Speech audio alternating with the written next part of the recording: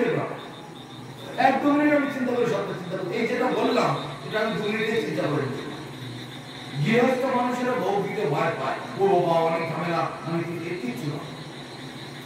বিশ্বাসের অভাব, ধারণার অভাব, চেতনার অভাব, এই তোমরা দুজন তৈরি করে দাও। তো সেই কারণে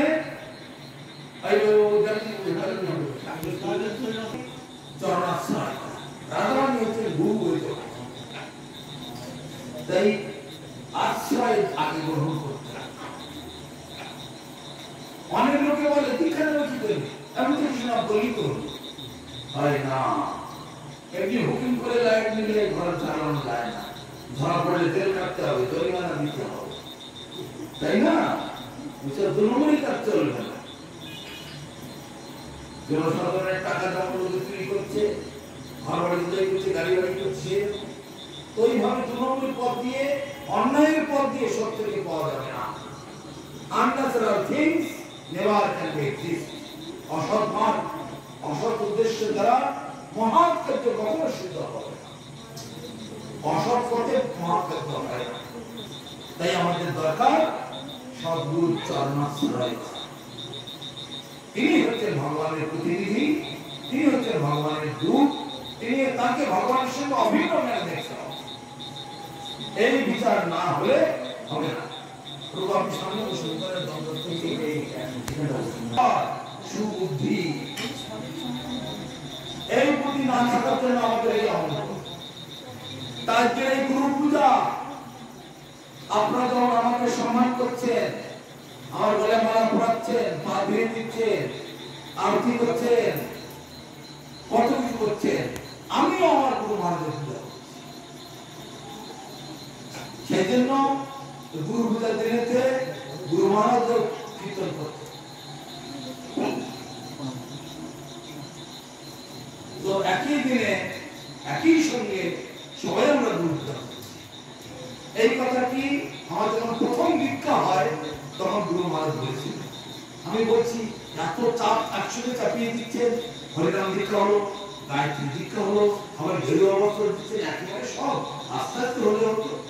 তো তোমার চিন্তা কি আছে? হ্যাঁ, তুমি তো ব্রহ্মা, শিব, শুভ, নারদ সকলের সঙ্গে একই ক্লাসে ভর্তি হয়েছে। তারাও পড়াশোনা করছে, আমরাও পড়াশোনা করছি, তুমিও পড়াশোনা করছো। We are all students. আমরা সবাই ছাত্র, সবাই সবাইকে আমরা সাহায্য করবো। ও ভাইকে দিচ্ছে এমন ভাবে উত্তর দিলে আমি আর কি করতে পারবো। তো তদ্রূপ আমাদের পরম গুরু মহারাজ এই কথাগুলি বলতেন, আমরা সবাই ছাত্র। গুরুদেব নিজেকে কখনো গুরু অভিমান এটা করবে না। যে গুরুদেব নিজেকে গুরু অভিমান করে তার সে পদস্খলন হয়ে গেল, তিনি গুরু নন। ভক্তিনাথ ঠাকুরের কীর্তনে আছে, আমি তো বৈষ্ণব এগুতি হইলে অমানি না হব। নিজের শ্রেষ্ঠ যায় কথাগুলো শোনে না, ওইসব লেখকের কাজ না, আমি অভিমান। তাই শিষ্য তব থাকিয়া সর্বদা নারৈব পূজা করা। আমি হে গুরুদেব আমি তোমার শিষ্য হয়ে থাকবো, কারণ পূজা আমি গ্রহণ করবো না। এই হচ্ছে বসুদেব। গুরুদেব নেই, আর একদিন গুরু হয়ে একেবারে আমি খুব গুরু হয়ে গেছি, এইগুলো গুরু নয়। গুরুগুলো এরকম নয়। একথা পার্বতী দেবী শিবকে জিজ্ঞাসা করেছিলেন, জগতে লক্ষ লক্ষ গুরু দেখা যাচ্ছে, প্রকৃত গুরু কে? তখন শিব বললেন, গুরব বহব সন্তি শিষ্য বিদ্যাপহারকা, কিন্তু দুর্লভ সদ্গুরু দেবী শিষ্যের সন্তাপহারকা। জগতে লক্ষ লক্ষ গুরু দেখা যাবে, এরা শুধু পয়সা কামানোর তালে থাকে, প্রকৃত সদ্গুরু হবে না। কিন্তু প্রকৃত সদ্গুরু সেই হবে যে শিষ্যের সন্তান ধারণ করার চেষ্টা করে। মানে তিতাব জ্বালায় যে জন্ম জন্মান্তর কোটি কোটি জন্ম ধরে যে জ্বলে পেয়ে হচ্ছে, সেই পথ থেকে তাকে রক্ষা করবে শিষ্য। একেই বলা হয় গুরু। তিনি হচ্ছেন যিনি তিতাব জ্বালা থেকে শিশুদের রক্ষা করবেন। অতএব আমাদেরকে সেই ভাবেতে সেই বিচারে আমাদের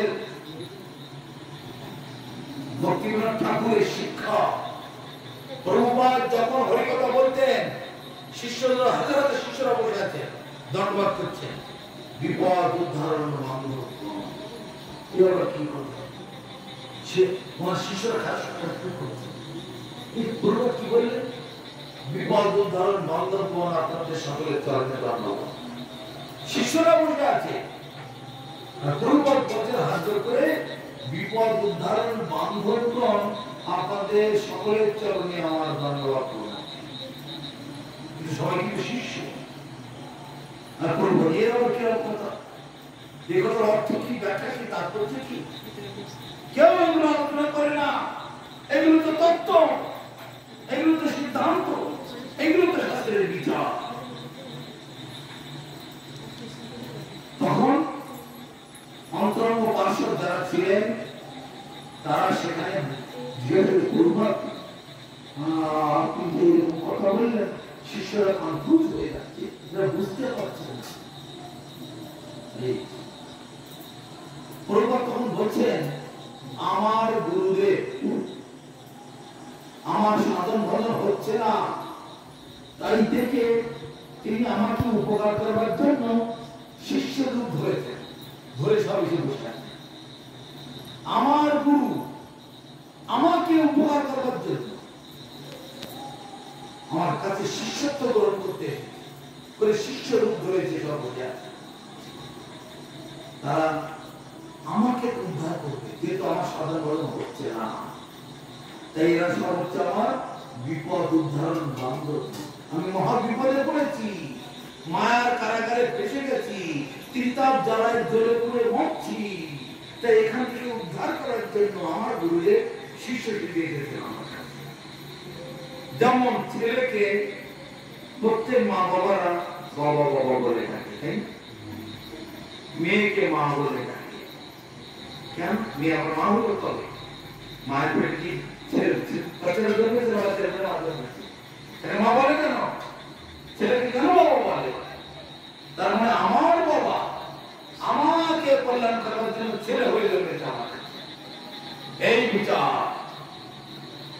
ঠিক গুরুবর্গের আমাদের এই শিক্ষা দিয়েছে কিন্তু কালক্রমে ভয়ঙ্কর অহংকারে মত্ত হইয়া নিতাই মতো বাস করিয়া অসত্যের সত্য করি মানি নিতাইয়ের করুণা হবে ধৈর্যে রাধা কৃষ্ণ হবে ধর্ম নিতাইয়ের চরণ দুখানি এগুলো তো হইল এগুলো তো সিদ্ধান্ত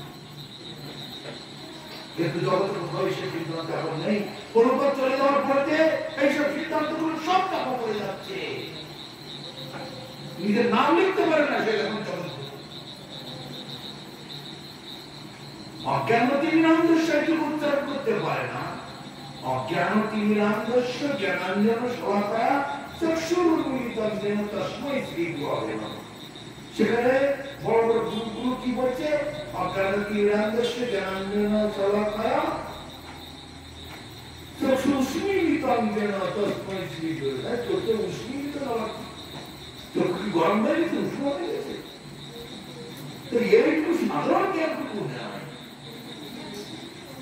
তারা এখন জগৎ দুর্বার কতগুলো মূর্খ মানুষ তাদের পাশে সে দিয়েছে কেন সুবিধা আছে থাকা যাবে খাওয়া যাবে ঘর ভাড়া কম করে নেবে বিনা ভাষায় থাকতে দেবে যে ভাষা করে থাকতে পারবো এই তো সুবিধা যেমন আমাদের দেশের নেতা নেত্রীগুলো করে বেড়াচ্ছে দেশের কি ভবিষ্যৎ আমাদের পরবর্তী জেনারেশন ছেলে মেয়ে নাতি পুতি তাদের কি ভবিষ্যৎ আমাদের দেশের কি ভবিষ্যৎ হবে এসব চিন্তা ভাবনা নেই এই সুবিধা পাচ্ছি সেই সুবিধা পাচ্ছি ওই সুবিধা পাচ্ছি এই ওদের পাশে দেশ চাহিদা এই করে করে মুঘল পাঠান ব্রিটিশ হক হুম তারপরে বর্গী এই সব দেশে ঘুরে গেল এই দিকগুলো ওই সব বই শত্রুদের ডেকে এনে দেশটাকে তাজা রাখবে এই মূর্খতা জ্ঞানটা ঠিক সেইভাবে আমাদের মায়া গ্রাস করছে কেন গুরুবর্গের শিক্ষাগুলোকে আমরা পালন করি না। প্রভুপাদের উপদেশামৃত সেখানে সকল কথা রয়েছে। মহাজন হরিকথামৃত, ভক্তিভূত ঠাকুরের দৈব ধর্ম বা অন্যান্য হরিকথামৃত যেগুলো রয়েছে সেই সাথে এগুলো পাওয়া যায়। গোটা ভাগবত ধীরে গেলেও পাওয়া যাবে না, গোটা গীতা ধীরে গেলেও এগুলো পাওয়া যায়। মহাজনের হরিকথা, গুরুবর্গের শিক্ষা, এইগুলো ওইগুলো আমাদের পাঠ্য। ওইগুলোকে যে যত আঁকড়ে ধরতে পারবে সে যত ধর্মমান। ধনীকে রামানন্দ রায়কে মহাপ্রভু জিজ্ঞাসা করতে জগতে কে সবচেয়ে ধনী? কৃষ্ণ ধনের ধনী তিনি, সেই তো কীর্তির মধ্যে শ্রেষ্ঠ কোন কীর্তি? কৃষ্ণ ভক্ত বলিয়া যার হয় খ্যাতি। কীর্তন মধ্যে শ্রেষ্ঠ কোন কীর্তন? রাধা কৃষ্ণের গুণগান। বিদ্যার মধ্যে শ্রেষ্ঠ কোন কীর্তন? কৃষ্ণ ভক্তি বিদ্যা বিনা বিদ্যা নাহিয়া। কৃষ্ণ ভক্তিটাই হচ্ছে তার ভূমিকা। কোথায় গেল সেই আইনস্টাইন? কোথায় গেল সেই নিউটন, রবি ঠাকুর, তবে কি সাহিত্যের সম্রাট বঙ্কিমচন্দ্র, তারপর কি যেন একটা সাগর কি আছে না, বিদ্যার সাগর? কোথায় গেল সাগর? সব কোথায় হাবুডুবু খাচ্ছে না করে থাকি। এই সাগর সমুদ্র পাহাড় যাই বলো না কেন, সব জিরো। যার কৃষ্ণ ভক্তি আছে সেই একমাত্র স্থায়ী, আর কেউ এখানে বানাতে পারে না। চৈতন্য চরিতামৃতে রামনাম সংবাদে এইসব বলা। বিদ্যার মধ্যে কোন বিদ্যা সার? রায় কাহে কৃষ্ণ ভক্তি বিদ্যা বিনা বিদ্যা নাহিয়া। সেই সে বিদ্যার ফল জানি নিশ্চয়।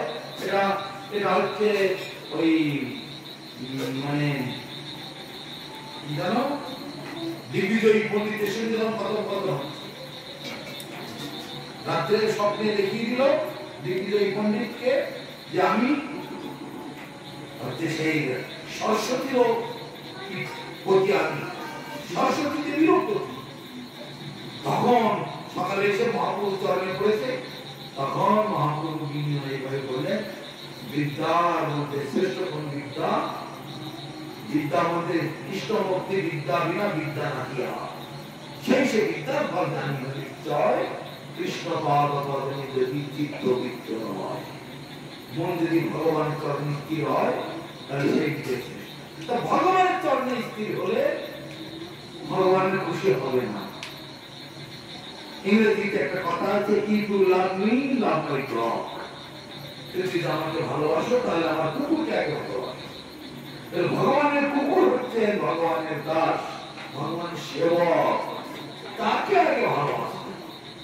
তার গুরুদেব হচ্ছেন ভগবানের সন্তান স্বরূপ, শিষ্য স্বরূপ, প্রতিনিধি স্বরূপ, দূত স্বরূপ, এজেন্ট স্বরূপ।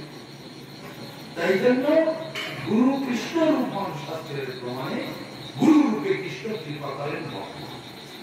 অতএব ভগবানকে জানতে গেলে, পেতে গেলে আগে গুরু। বহু ভুল ব্যাখ্যা, ভুল সিদ্ধান্ত নিয়ে আজকাল বহু জায়গায় মঠ মন্দিরের অশান্তি চলছে। কেননা এই জগতে অজ্ঞ মানুষের সংখ্যা সবচেয়ে বেশি।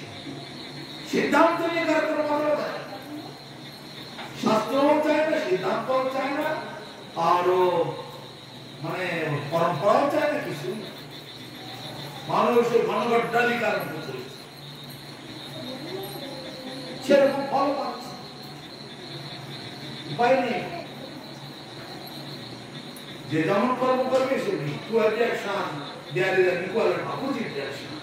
প্রত্যেক ক্রিয়ার সমান এবং বিপরীত প্রতিক্রিয়া আছে। এই জন্য আমাদের গুরুবর্গেরা যে পথ দেখিয়েছে সেইভাবে আমাদের চললে আমাদের কল্যাণ হবে, আমাদের মঙ্গল হবে। আমাদের গুরুবর্গের যে সকল শিক্ষা, ছোট ছোট বইগুলো আছে, ওইগুলো যদি অধ্যয়ন করা যায়, আমরা একদম ভালো করে হাতে গুরু মানুষ হরিকথা করতে বলতে বলছেন, গুরু তত্ত্ব ব্যাখ্যা করছেন। গোবিন্দা ভিতর ইন্দ্রিয়ার স্মৃত পদম হস্তস্থ রত্না দিল তত্ত্বম তত্ত্ব বিদুত্তম নিত্যম যোদর্শন চক্রু অন্তর্ভর্তি রসেন পূর্ণ সত্য মধ্যে মন্দার। গুরুদেব কি করতে পারেন আমাকে সেইটা বলতে সমাধান বলেছে গোবিন্দামিত নিন্দাশ্রিত পদ হস্তোত্তর। ভগবানকে গুরুদেব একেবারে ভগবানকে ধরে একদম হাতের উপরে তুলে দিতে, ঠিক যেমন বহু মূল্যবান রত্ন যদি হাতে পাওয়া যায় কেমন ভাবে আমরা ঘুরিয়ে ঘুরিয়ে দেখি। যদি আপনার শোনা যায় কোহিনুর মণিটা পাওয়া গেছে ইন্ডিয়ায় ছেড়ে যেখানে আছে সেখানে চলার ভিড় হবে বাবু কে না গিয়েছিল কোহিনুর মণিটা একটু দেখতে নাদিম সহ চুরি করে নিয়ে গেছিল। মুঘল রাজারাও এর থেকে তাকে চুরি করেছিল। পরে পরে জানা গেল ব্রিটিশরা নিয়ে গেছে সেই জিনিস, এখন ইংল্যান্ডে আছে। সেই কোহিনুর মণিদেব যদি এখন ইন্ডিয়ায় চলে আসে তাকে দেখবার জন্য কত লোকের লাইন করবি, কত হাতে ধরে দেখার জন্য আলাদা টিকিট, দূর থেকে দেখার জন্য আলাদা টিকিট, তার জ্যোতি অমর বিনা আলোতে ঘর আলোতে এমন সময় সেটা সাধারণত করে রাখছে। কিন্তু ভারতবর্ষেরই সম্ভব এই মুহূর্তগুলোকে তো ইন্দ্রায় ডেকে আনলো, মানে আমি নিজেদের ঘরে নিজেরা একজন আনলো খালকে তুমি আনার মতো আর যদি মানুষেরা করছে জ্ঞান বুদ্ধি সীমিত থাকার জন্য অতি মূর্খ অতি অজ্ঞানী হলে এগুলো হয়। সেইভাবে দেশের এরকম সর্বনাশ করছে। তো গুরুদেব কি করতে পারেন? ভগবানকে বহু মূল্যবান মণির মতো হাতে তুলে দিতে পারে, ঘুরিয়ে ঘুরিয়ে দেখতে ভগবানকে এমন ঘুরিয়ে ঘুরিয়ে ভগবানকে দেখতে পারে।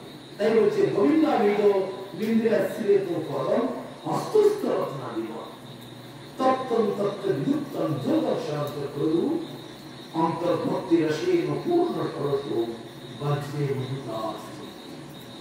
গুরুদেব বজ্রান্ত কঠোর আবার কুসুম বিকম। ফুলের পাপড়ি গুলো গোলাপ ফুলের পাপড়ি পদ্ম ফুলের পাপড়ি কত নরম। আমার যদি সিদ্ধান্তের বিরুদ্ধে কেউ কোনো কথা বলে, সিদ্ধান্তের বিরুদ্ধে কোনো আচরণ করে, গুরুদেব তখন ভক্তের থেকেও কঠিন। আমাদের পরম গুরু মহারাজ ভক্তি রক্ষা ছিল যে সেই মন্ত্রের সামনে তার গুরু হয়ে ছিল কেন ভক্তি রক্ষক তার নাম। ভক্তিকে রক্ষা করার জন্য প্রভুপাদ তাকে দায়িত্ব দিয়েছে। কে কোন মুহূর্তে কে কোন ভুল করে দিচ্ছে নিজের মধ্যে নিয়েও করতে পারে না, ধরে পারে সে ভয়েতে সামনে দিতে গুরু হইয়া গুরু ভাইয়ের সামনে দিতে পারছে না, এত বড় সিদ্ধান্ত নিচ্ছে। একটু সুর উল্টো পাল্টা গিয়েছে, এই কে গান ধরেছেন একটা মন্দিরে, ওকে বাইরে গিয়ে গান করতে বলো, এর মধ্যে চলবে না। এই মঙ্গল আরতি থেকে উঠিনি তো চল খাবার বন্ধ। এইরকম কত জল খাবার দিয়েছে, বাসি ভাত পান্তা ভাত, গুরু মহারাজ বাসি ভাত খাবে না বলছে, গরম ভাত খাবে বা অন্য কিছু মুড়ি টুড়ি খাবে। বাসি ভাত খাবে না, তাহলে বাড়ি গিয়ে চলে যেতে বলো, খোলা আছে। মাঠে কি ভালো মন্দ খেতে এসেছে, বাড়িতে 50-50 দিনের ভাত তার ভেতরে ফেলে না। মঠে এসে তখন যত সব দোষ হয় না, মঠে আসলে তো আমার খেতে পারে না, বাড়িতে তো সব কেউ পারে পুরো ভাত বাসি ভাত কেউ ফেলে, খুব তো চেটুটি খেয়ে নেয়, মঠে খাবে না। এইরকম কঠোর, একটু উনিশ ভুলভাল করলে আর কথা নেই। একবার আমাদের মঠে ছোট উদাহরণ দিই, মধুমঙ্গল প্রভু ছিলেন অঙ্গ, শ্রীবাবু হয়তো জানতে পারেন না, অন্ধ তিনি খোল বাজাতেন, গান করতেন, গাড়ি দিতেন। আর মঠে তখন আমাদের ঘর ছিল 32টা, 32টা ঘরের চাবি কিনে রাখতেন, কোন ঘরের কোন চাবি করে টিকিট দিয়ে বলতে পারতেন। তাহলে আচ্ছা আচ্ছা দেখতে পেতেন, একদম অন্ধকার তো একটু আমরা চোখ দিলে এখানে আলো আছে, এটা চোখ দিলে ওর মত করতে পারে, কিন্তু অন্ধকার হলে কালো কালো দেখতে পারে, তাই না? মানে হারিকেন ভেঙে গেছে, হারিকেন কিনে নিয়ে দিয়েছে, হারিকেনটা কিনে এনে দিয়েছে। গিয়ে ব্যবহার করতে শুরু করে দিয়েছে। তারপরে গুরু মহারাজ ডাকছেন, মধুমঙ্গল শোনো, হারিকেন পেয়েছো? হ্যাঁ। চলছে? হ্যাঁ। ভালো চলছে? হ্যাঁ। কোথায় হারিকেন? আমার ঘরে। ব্যবহার করতে? হ্যাঁ। বাজার থেকে আসবে, তুমি ব্যবহার করতে লেগে গেলে? তোমার বাপের সম্পত্তি? বাজার থেকে হারিকেন কিনে দিল, তুমি ব্যবহার করতে লেগে গেলে? অবাক হয়ে গেল, আমার হারিকেন ভেঙে গেছে, তাই তো আমি আনতে বললাম, এই তো আমার জন্যই তো। তা বাপের সম্পত্তিটা কি আবার কি কথা? কেউ কিছু বুঝে উঠতে পারে, সব স্তব্ধ। গুরু মহারাজ আপনি কি বলতে চেয়েছেন আমরা বুঝে উঠতে পারছি। আর এটা ভগবানের বাড়ি, ভগবানের সম্পত্তি, ভগবানের টাকায় তোমার হারিকেনটা কেনা হয়েছে। তো ভগবানকে ভোগ দিয়েছ? হারিকেন ওর ভোগ দেয় কি করে? চিন্তা করো, একটা তো হারিকেনটা জেলে একটা তুলসীর পাতা দিয়ে মন্দিরে আগে দেওয়া দরকার ছিল, তারপরে তুমি ব্যবহার করবে। হারিকেনটা পেয়েছে, ব্যবহার করতে শুরু করে দিয়েছে, আর ওকে ভোগ দিলে না, স্বামী স্তব্ধ হয়ে গেল। কে এরকম কড়া সিদ্ধান্ত হলে কে সামনে যাবে? একদিনে কাপড় ছেড়ে গেছে, কাপড়ে দিয়েছে, শুনে করতে আরম্ভ করে। সেদিন আর কিছু বললেন না। তারপর তোমার কাপড় ছেড়ে দিয়েছিল, পেয়েছো। প্রতিদিন সকালে আর সন্ধ্যায় আরতি পরে তোমাদের কাছে একটা প্রথা আমাদের আছে, এই তোমার কাপড় ছেড়ে দিয়েছিল, পেয়েছো না? পেয়েছো। ভালো তো? হ্যাঁ। করছো না? ঠাকুরকে দাওনি? কাপড় পেয়েছে, প্রতি লেগে গেলে তোমার পৈতৃক সম্পত্তি নাকি? হ্যাঁ, ঠাকুর বাড়ি তুমি আছে, তোমার বাড়ি, তোমার টাকা, তোমার কাপড়, ঠাকুরকে দেবে, তারপরে তো তুমি পড়বে। রান্না করা হচ্ছে, ঠাকুরের রান্না আমরা খাই, সেটা যদি ভোগে যায়, কাপড় কেন ভোগে যাবে না? হারিকেন কেন ভোগে যাবে? এই ভূত সবাই করে বেড়ায়।